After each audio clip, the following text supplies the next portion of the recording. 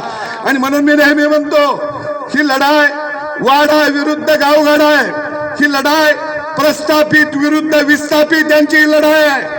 आणि म्हणून खऱ्या अर्थानं या मतदारसंघामध्ये पवार साहेब कुणाला बी देऊन देतील।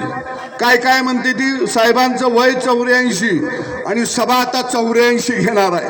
आता साहेबाला काय काम आहे?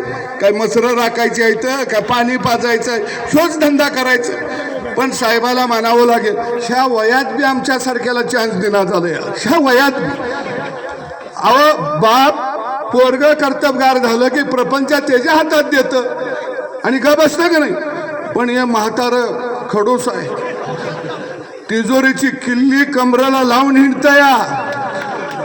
अजित दादा किल्लीकडे बघून बघून म्हातारं झालं।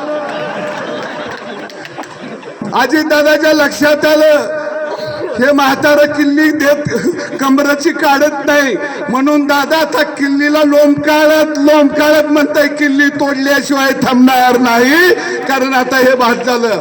अरे आम्हाला मी प्रपंच करून काय म्हातारा झाले प्रपंच करायचा का? आणि म्हणून दादा सुद्धा मोठ्या ताकदीनं खऱ्या अर्थानं विकासासाठी हे भारतीय जनता पक्षाबरोबर आले। मी सांगोला आणि सगळ्या परिसरातला जनतेला आव्हान करू की आपण या देशाला नरेंद्र मोदीच्या रूपानं एक कणखर खऱ्या अर्थानं प्रधानमंत्री आपल्याला द्यायचा आहे। अशाच ताज्या अपडेटसाठी महासत्ता न्यूजला सबस्क्राईब करा।